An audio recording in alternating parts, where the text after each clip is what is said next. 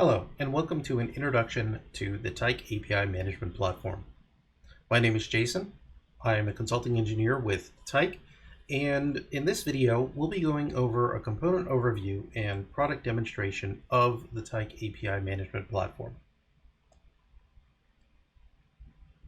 The first thing we'll be touching on is the architecture and components of the platform.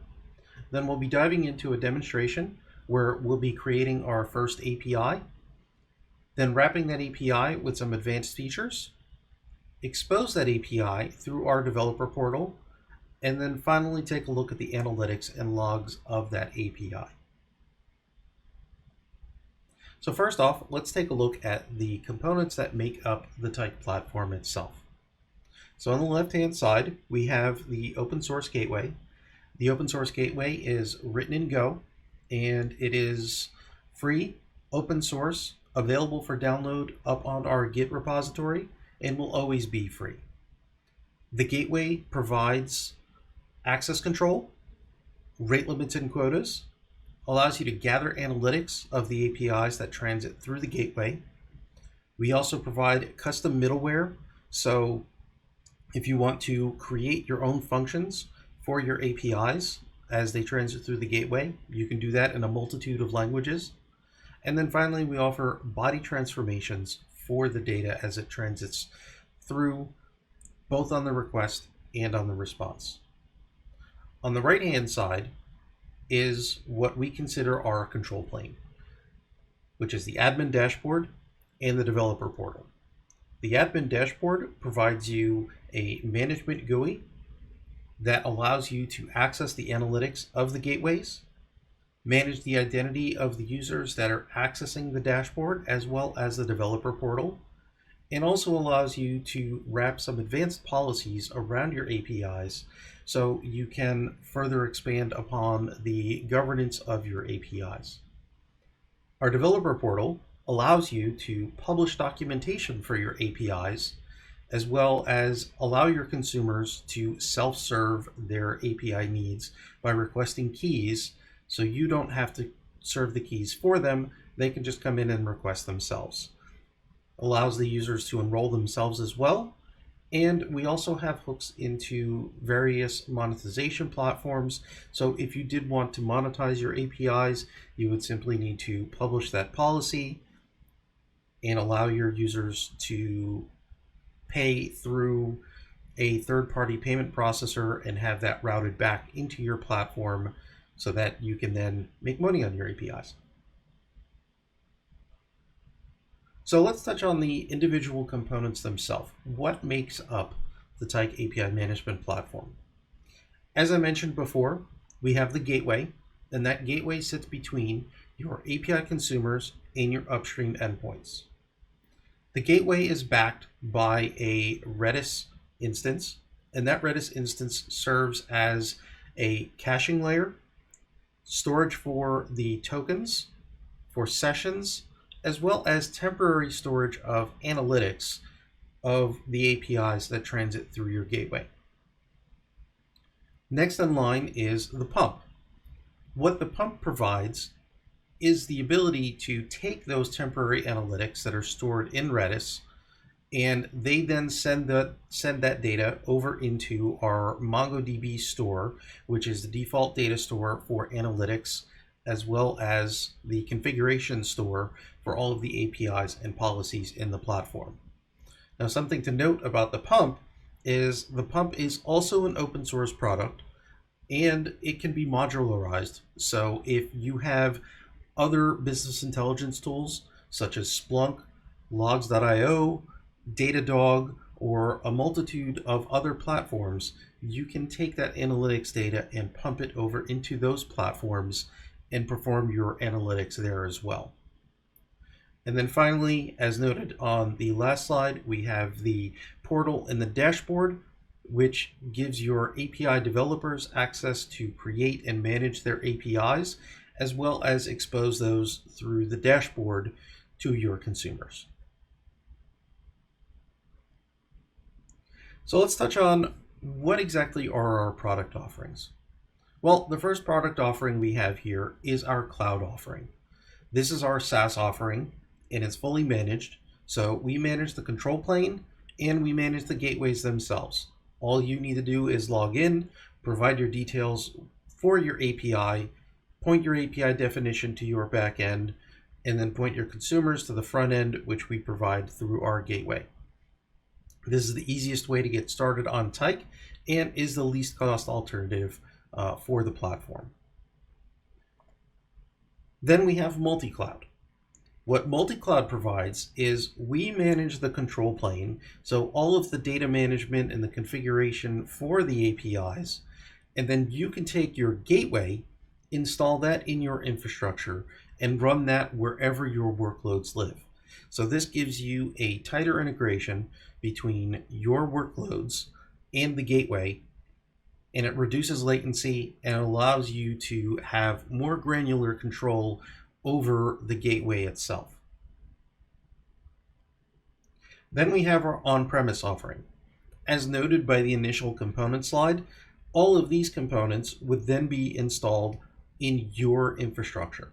So whether it be in bare metal, in the cloud, such as AWS or GCP, or even in Kubernetes, we support a multitude of platforms and consider ourselves cloud native and cloud agnostic. So no matter where you need a gateway and our control plane, you should be able to install it. And then finally, our enterprise offering, which we call our multi-data center on-premise. What this allows you to do is this allows you to have a single control plane located wherever you need in your ecosystem. And that control plane can then manage a multitude of gateway installations no matter where they need to live.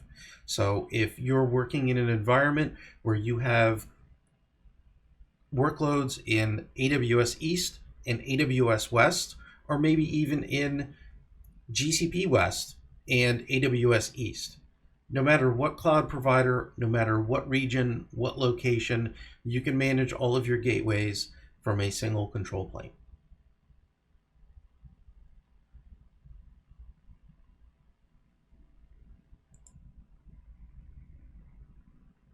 So with that, let's go ahead and dive into the actual Tyk product itself.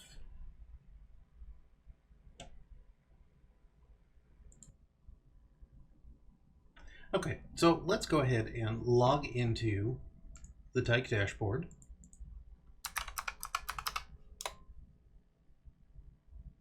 And first log in, you're presented with the API activity dashboard. This is where you would dive in and see all the analytics for all of your APIs. We are going to actually save that for the end because we'd like to actually generate some traffic to an API. And since this is a fresh installation of Tyk, we're going to save that for the last part. To note, this is actually running on a Docker container, which is located on my local system. And that Docker instance is actually available as a Docker Compose up on our GitHub repository. So if you want to follow along with this video, you're more than welcome to pause the video at this point and download the Docker Compose. It's quite easy to get up and running. All you need to do is hop on our website and request a demo key. Run the Docker Compose, and you can actually be up and running with a fresh installation in less than 5 minutes. So with that, let's go ahead and dive into creating your first API. So I'm going to go down here to the API section, and in the top right, we're going to go ahead and add a new API. So I'm going to call this API Demo API. And let's run down some of the options that you have available to you on the API creation page. So you can specify various protocols, HTTP, HTTPS, which we support out of the box, as well as TCP and TLS. So you can proxy not just HTTP traffic, but any TCP traffic, and you can take that and wrap it with mutual TLS to make it a more secure connection. You can also do custom domains and attach SSL certificates to those custom domains. Your listen path is going to be defaulted to whatever you name your API. So if this turns out to be a long API name, just make sure that you set your listen path appropriately. Our target for this test is going to be httpbin.org. It's a common testing service, as well as it allows you to test various protocols that are commonly used with the HTTP protocol. One of the things that you can do with your targets is you can do round-robin load balancing. So I can specify multiple backends here if I want to, and Tyk will load balance across all of those round-robin. Or I can enable service discovery. And what service discovery will do is you can specify what your service discovery provider is, and just as long as you've published all of the backends for your API there, you can then query them and dynamically have a set of backends for your API. You also have the option of rate limits and quotas at the API level. And then finally, the various authentication methods that are available for securing your APIs. So by default, it gives you authentication token, but we support a multitude of authentication methods, such as HMAC, JSON Web Token, Mutual TLS, OAuth 2.0, OpenID Connect, or you can set it to an open API if you don't require an API key on that specific API. Additionally, we also support custom authentication. So if there is an authentication method that isn't provided in our list here, you're more than welcome to write your own, either in Go, Python, coprocess, or commonly referred to as gRPC, as well as JavaScript virtual machine. So all of these are available for custom authentication as plugin types. So in this demonstration, we're just going to go ahead and select authentication token. And our authentication token is going to be specified as a header called authorization in our request. So with that, let's go ahead and save this. And now we have our demo API. And if I go back into my demo API, you'll see that I now have a URL that I can call for testing this API. And everything else is all filled out down here. One thing to note is that everything in Tyk is simply an API call. So the dashboard, the developer portal, as well as the gateway, all have REST-based APIs that you can call at any time for any of the operations that you see being performed during this demo. One thing that we have available is this is the API designer. It gives you a nice GUI front end to everything. However, you can also go up here to a raw API definition and you can see everything under the covers.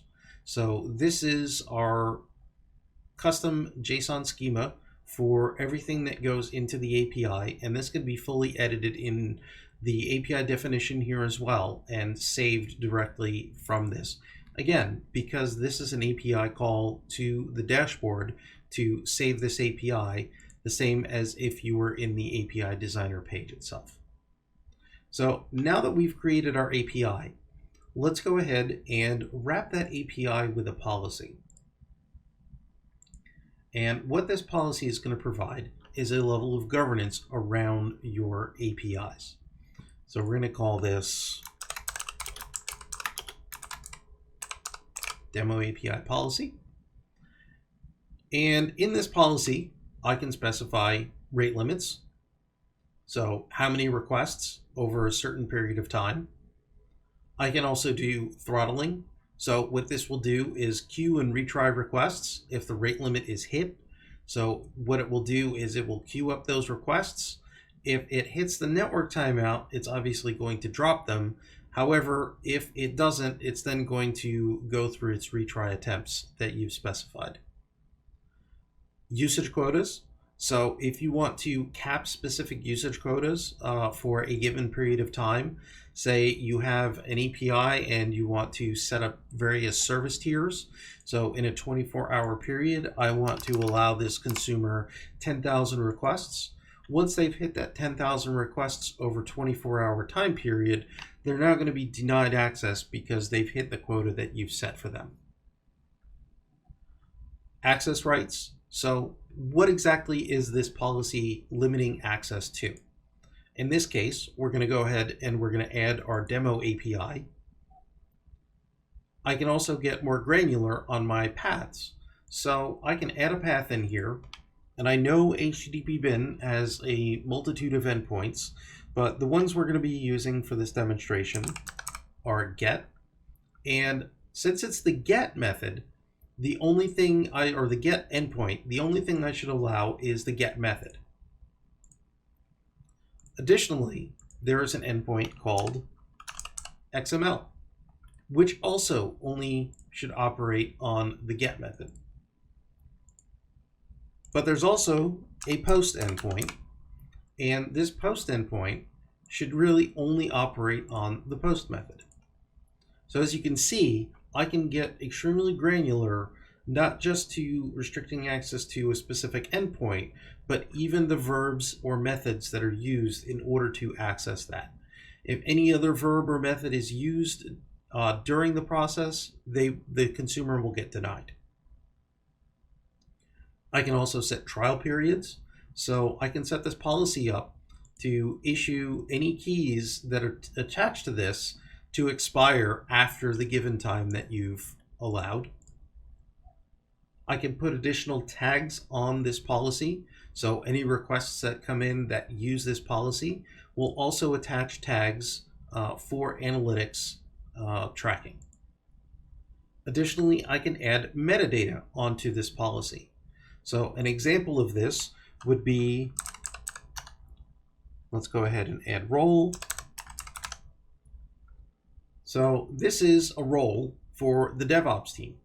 And what this will allow me to do is in our middleware components, I can write a middleware script that will extract this key value pair and potentially add this as a header to the downstream as you're passing that data through the API workflow. Or maybe you have some additional logic that is in your middleware and it looks for this key value, and maybe it changes a backend, or maybe it changes some other aspect of the API request as it transits through the gateway. And then finally, limits and quotas per API can also get additionally granular here. And then finally, policy partitions. So if I want to only enforce certain functions within this policy, say I only want to enforce the quota and access control, but not enforce the rate limits, I can do that as well. So now let's go ahead and save this API. So now we have our API and we have our policy. So now in order to provide access to the consumer, I need to create a key. So let's add a key. And as you can see, you can provide a number of different key types: mutual TLS with a certificate, basic authentication, so standard username and password. I can add in a JSON web token. So let's go ahead now. And as you can see here, all of these items aren't grayed out. And I can just create this key as I want to and attach it to any API that's available in here. But best practice is I want to control access through my policy. So I'm going to go ahead and select my policy up top here. And you'll now notice everything here is grayed out. The reason behind that is because all of these options are being enforced by the policy that we created in the previous step. Now, to note, I can also add additional tags and additional metadata onto this key for additional processing within my middleware components. And as you can see, because I applied this policy, I've inherited the metadata from the policy that was created earlier.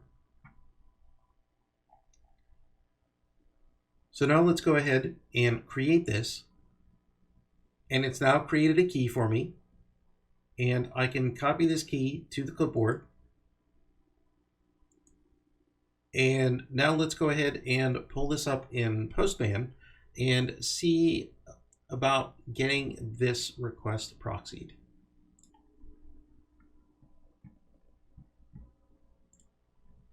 So what we're going to do is we are going to create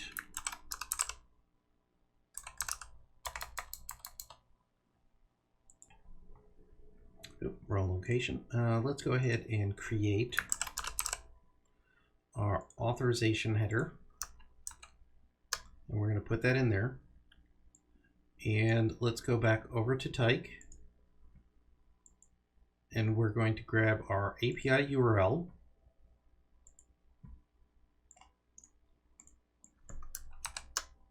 So now we have our URL and we have our authorization header. And we're going to send a request. And as you can see, access to this resource has been disallowed. Reason behind that is because of the fact of the restrictions that we applied in our policy. So as you can remember, we added get, XML, and post, but we didn't add the root of the API. So if I now go in here and add get, I now get the data back as I expected. Same with XML. And if I try to do post, but with the get method, I get denied. And if I change that method, I now have access to my API. So let's go ahead and change this back to XML. And as you can see, we have access to our API.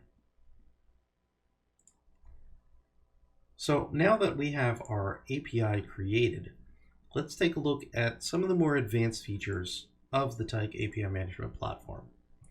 So since we're already here in the API Designer, let's go ahead and let's create a new version of our API. With that, let's go over to the Versions tab. And we're going to specify that for any requests coming in, I am now going to be looking for a new header called XAPI version. And with this version, I want to rename it, since I no longer want to call this default. And I want to call this V1. And I want to create a new version of my API. And I'm going to call this V2. And I'm going to add this down here. And now I need to specify which one of these is going to be my default API. So in this case, I want my original one to be my default API because I'm still doing development on V2. And if people need to access this, they'll have to specify the header. As you can note here in the version tab, not only can I specify different versions, but I can also override their target host. So if this was going to a completely different backend data stores for my API, I can specify that on the version. I can additionally set an expiration on a version of an API, so it will automatically expire and roll over to my new version as needed. So now that I have my new version created, let's go to the endpoint designer. So I don't want to edit V1. I want to leave V1 as vanilla as possible. And let's go ahead and edit my V2. And I'm going to add an endpoint in here. And when I add an endpoint, it automatically assumes, well, this is going to be on the get method. And I'm going to say, well, on my XML endpoint, let's do some body transformations on this. It's an old SOAP service, and I want to take that SOAP service and I want to return it, instead of XML, I want to return it as JSON. Well, this is where a lot of the power of the API gateway comes into play. because of the fact that we include a good number of plugins or middleware right out of the box. We commonly refer to it as batteries included. So you don't actually have to go out there and write any of these functions or download them from a third party. These are all included right out of the box. Not just here in the dashboard component, but also in the gateway itself in our open source components. So for this demonstration, what we're going to do is we're going to do a body transformation. And because we're taking that XML and we're transforming it into JSON, we also need to modify the headers. So in this body transformation, on the response object, I'm going to be expecting XML. And through a Golang template, I am going to take the data as it comes in and pipe this to a function called JSON Marshal.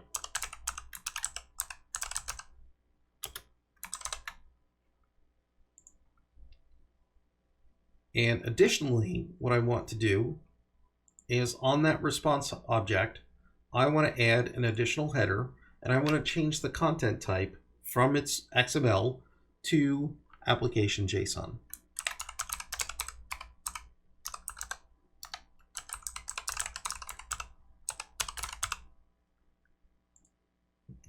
So we've added a response transformation to do the JSON Marshal, and then we've also added an additional header onto this object. So now I'm going to hit update. And what this is going to do is it's going to create my new version of the API, and it's going to add the body transformation and the headers onto this.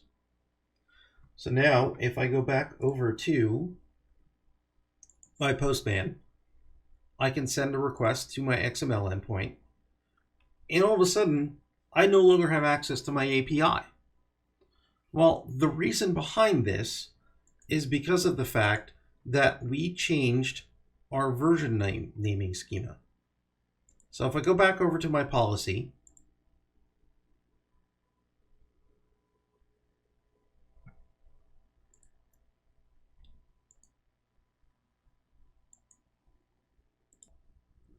and let's go ahead and load up the demo API policy,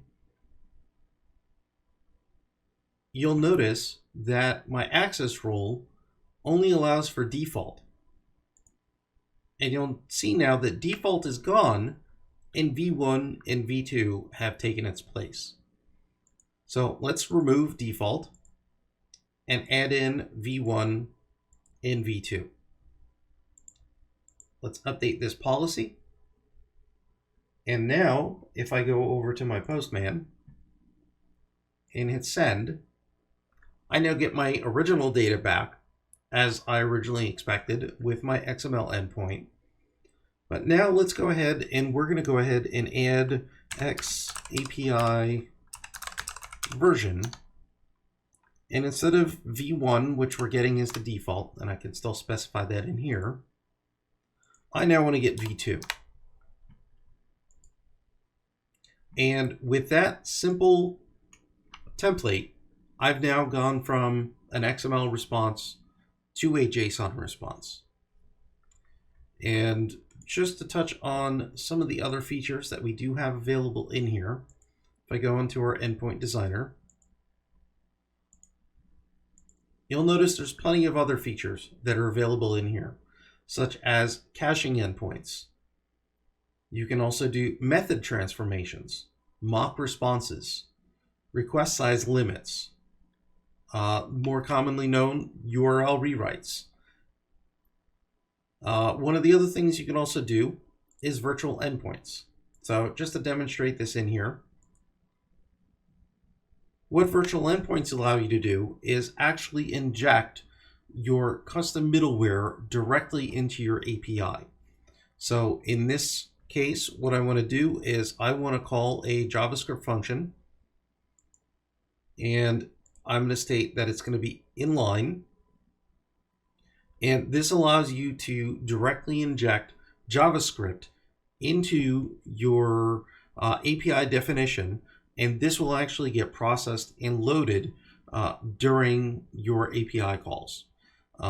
This can be done either in JavaScript, or you can actually specify it to be a file on the file system, and that can be written in JavaScript, Python, Lua, and again, as I noted before, we also support gRPC. So you can pretty much write it in any language you need to, and it'll be supported by our platform. So now that we have created our API, we've wrapped some additional functions around this API to do some advanced functions, transforming XML to JSON. Now what I want to do is expose this API to my API consumers through the developer portal. So let's navigate to the portal management. And we're not going to save that change. So in our developer portal, you have a number of different options available to you in order to manage the developers and how they access the information that's located in your portal. You can disable signup, so you can manage signup on your own, disable developer login, protect the catalog, so any APIs that you've published will be hidden until they actually log in. Enable subscribing to multiple APIs with a single key, or more commonly known as APIs as products. We also have a built-in key approval system. So if someone were to request an API, you can actually enforce the fact that they actually need to be approved before they actually get their key. Redirect key requests. So as I noted originally in the component overview, this is where you would enable monetization for your APIs. So if you have a third-party payment processor, you can redirect the key requests, so you have to collect payment before they actually get their API keys. And then finally, everything down here is for the customization of the emails and other facets of the developer portal itself. So now let's go ahead and publish the API that we created earlier. So I'm going to go ahead and pull up the API catalog, add a new API, and this is going to be our demo API. And the way you publish your APIs in the catalog is to create a policy for them. And what this allows you to do is to wrap that policy in the governance rules as needed for the consumers that are going to be using your APIs. You can add some additional descriptive data and details. You can add in the email address of the API owner, so the owner of this API will get notified when there's a subscription request. Again, custom fields for making any customizations within the developer portal. And then finally, documentation publishing for these APIs. So in this case, what we're going to do is we're going to attach documentation, and we're going to be doing this from a Swagger URL. And I'm just going to be adding in the default pet store Swagger just as a demonstration, because HTTP bin doesn't have a Swagger document published for it. So just for demo purposes, we're going to go ahead and add in the pet store URL. So now with that pasted in there, let's go ahead and attach this documentation. Save this. And now we've published our API to the developer portal. So let's go ahead and take a look at our developer portal. As you can see, the developer portal itself isn't configured. There is no configuration out of the box. This is just what there is by default.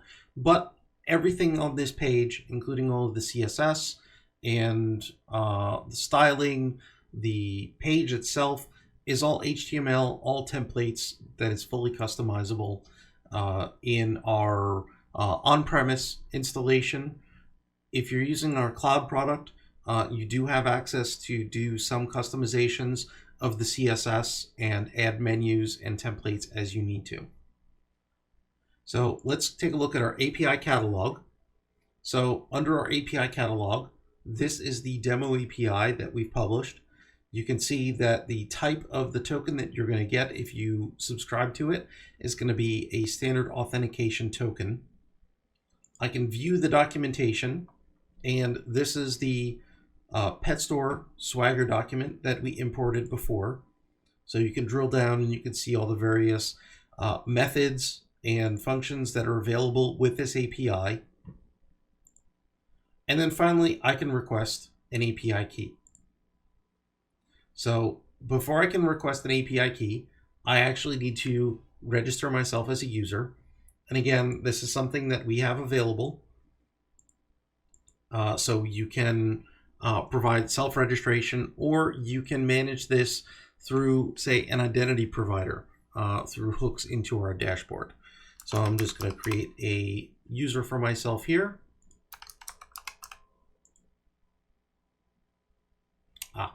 So we enforce password validation. So it needs 6 characters at a minimum. And this is also something that is customizable in our on-premise offering as well. So now if I go back over to the API catalog, request an API key, I now have an API key for this API, and I can go back over to the Postman, paste my API key in here, hit send, and I immediately have access to the data.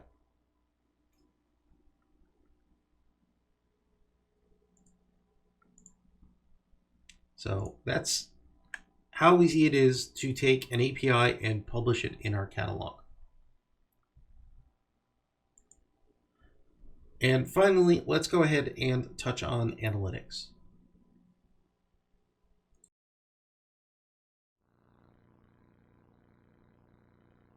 So for the analytics portion, we're going to go ahead and change over to a different instance of Tyk. The previous instance was on my local computer. This one is up in Google Compute Engine. So what we're going to do is go back to the initial dashboard. This is what you're presented with when you first log in. And this is basically going to give you an overview of the analytics as they transit through the gateway. As you can see here, I did some testing the previous day, and then I did some today. And this was to generate some data so that we can actually dive in and see exactly how we process analytics. So as you can see from the first page here, you get your average usage over time of all of your APIs. You get an error breakdown of the errors across all of your APIs. And then finally, most popular endpoints, which is an endpoint middleware that you can enable on your APIs, and you can track individual endpoints as they transit through the system. Additionally, if you had versions enabled on your APIs, you can filter down either by API or API version, and also search by tags. And we'll get into the tags in a moment. So the next one down, let's take a look at activity by API. So for each one of your APIs that you have in your ecosystem, you'll see each one of them individually listed here. As you can see, I have 2 different APIs. So let's drill into demo. And again, we get the same screen that we got previously. So we have all of our average usage over time, error breakdown, most popular endpoints, and then we can go back and we can see demo 2, and we get the same data over here as well for this one. This is the one that I generated a bunch of error data for just to demonstrate the error counts and capabilities in the system. We can then go into activity by key. So these are the individual keys or tokens as they are assigned to your consumers. Now, as was previously mentioned with the keys, this is the key hash and not the actual key that's assigned to the user. And then we can drill down here and we can see the usage of this key as it pertains to this consumer. Once again, we can filter by API and tag. And same with this API key. You can see this one had some errors. And then finally, if you ever see one that's all zeros, this is either a keyless request or someone didn't specify anything at all. And as you can see, this one was unauthorized. So this was someone trying to hit an API. They didn't have a key, and maybe something misconfigured, or someone's trying to access your API, and you'll be able to see those errors show up in here. Next section is endpoint popularity.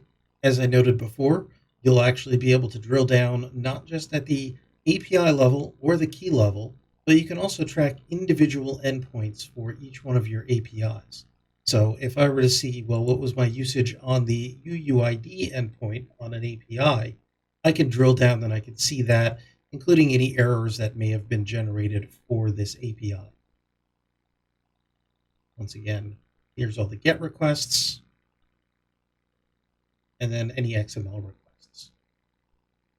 And these are all enabled in the endpoint designer for your APIs. The next section, geographic distribution.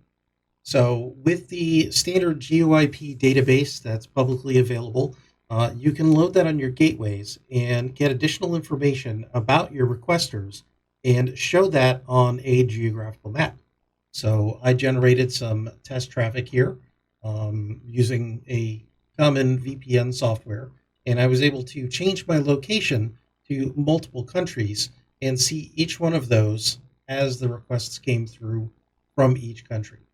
I can then drill down and see, well, what was the traffic that came from the US or Italy?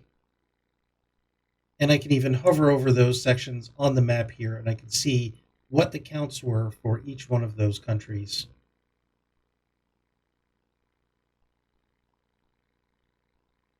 Next up, counts on my errors. So here's errors by category. I can see each one of these and how many errors were generated. And once again, I can filter by API version or by tags. And then finally, the raw log browser itself. So if I were to set my time index back to the previous day and search, I can see each one of my individual requests in here and then drill down and see the request metadata and the gateway metadata as it transited through the system. I'll be able to see the user agent, timestamps, the target host, path, the IP address, and also the additional information. So I'll see the country code that the request came from, the average latency for that request, the token that was used, what API it was against, and then any tags that were used for that API, either at the API level, the policy level, or the key level. So as you can see, I do have some additional tags added onto this Demo2 API, where this is the policy ID, this is the key ID, the organization ID, and the API ID. These are all by default added to each request. However, you'll see these additional ones here.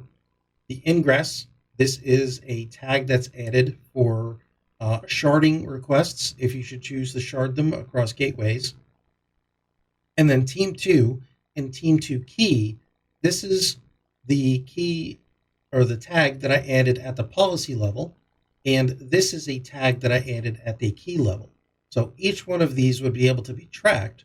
And if I were to then say, well, I want to see anyone that has a Team 2 key and they made a request, so I can go back up here to Activity by API, or even the dashboard. I can put in that tag, add tag, and now I can see I'm filtering by that request, and these are all of the requests that were made by this specific tag that was added to this key. Additionally, when we look at the log browser, you'll also see that there is blank sections down here for the request and the response. By default, we don't log the full request or the full response data for requests, obviously for security reasons and also for storage reasons, because logging each one of those requests on both the front end and the back end is a significant volume of data and can also contain sensitive information like personally identifiable information, credit cards, social security numbers, any type of data. So you don't want to store that. And it's really recommended to only enable that for debugging purposes, or if you do need to enable it, make sure that you're doing it in a compliant manner that is along with your corporate governance policies.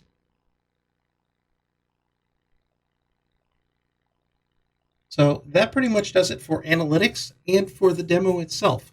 I hope this demo has been informative for you and look forward to more demos for additional features with the product as the days goes on.